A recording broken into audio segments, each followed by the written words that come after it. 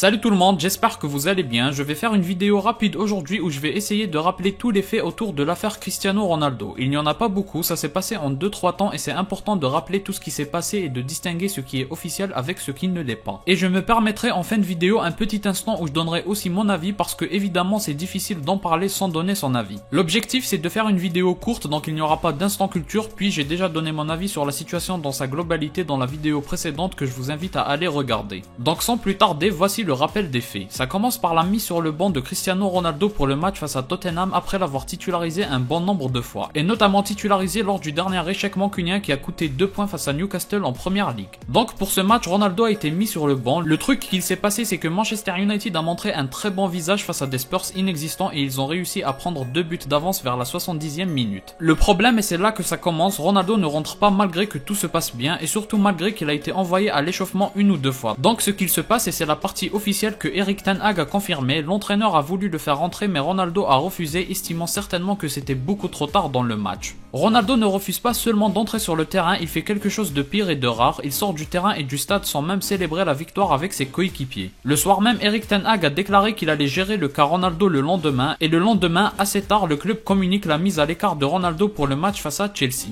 Les médias balancent 2-3 autres rumeurs qui n'ont pas encore été confirmées. La seule chose confirmée par Erik ten Hag, c'est que Ronaldo a effectivement refusé d'entrer sur le terrain et que son comportement a mené à des conséquences, notamment la mise à l'écart face à Chelsea, et selon les médias, il a également été écarté des entraînements et il a pris une amende équivalente à 2 semaines de salaire. Donc pour résumer en 3 points, Erik ten Hag a demandé à Ronaldo lors du match face à Tottenham de rentrer sur le terrain, mais Ronaldo a non seulement refusé, mais il a aussi quitté le terrain et carrément le stade. Erik ten Hag en conférence de presse a déclaré que le cas Ronaldo allait être géré le lendemain du match et effectivement le club a annoncé la mise à l'écart de CR7 pour le match face à Chelsea. Erik ten Hag en conférence de presse le lendemain de l'annonce du club a confirmé la mise à l'écart et la discussion privée qu'il a eue avec Ronaldo ainsi que le fait qu'il l'a sanctionné. Le dernier point que j'ai oublié de mentionner, c'est que Ronaldo a communiqué sur Instagram avec un long message que je vais vous lire. Comme je l'ai toujours fait tout au long de ma carrière, j'essaye de vivre et de jouer dans le respect de mes coéquipiers, de mes adversaires et de mes entraîneurs. Cela n'a pas changé, je n'ai pas changé, je suis la même personne et le même professionnel que j'ai été au cours des 20 dernières années en jouant au football d'élite. Et le respect a toujours joué un rôle très important dans mon processus de prise de décision. J'ai commencé très jeune, les exemples des joueurs les plus âgés et les plus expérimentés ont toujours été très importants pour moi.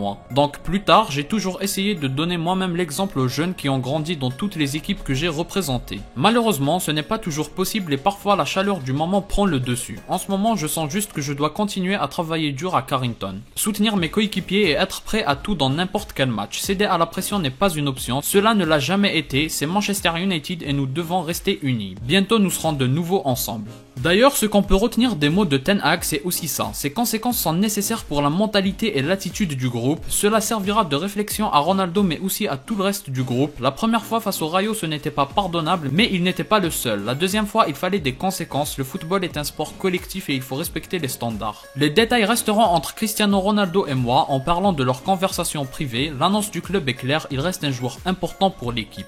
Je ne cite pas cette déclaration au hasard en dernier parce qu'on arrive au moment où je donne mon avis. Je pense que j'ai été complet. Je vous ai évité la partie où les journalistes en profitent pour balancer des rumeurs assez incroyables comme le fait de le vendre ou de résilier son contrat, etc. Bref, je termine donc avec mon avis. Ce que je reproche dans toute cette histoire et cette gestion de Ronaldo, c'est que je trouve Erik ten Hag quelque peu hypocrite. Je le trouve malhonnête dans son honnêteté. Je m'explique. En gros, depuis le début et à chaque sortie sur Ronaldo, il est totalement positif en disant par exemple les choses suivantes. Ronaldo va nous apporter des buts, Ronaldo est important pour l'équipe, Ronaldo est une option réelle dans l'effectif, etc., etc.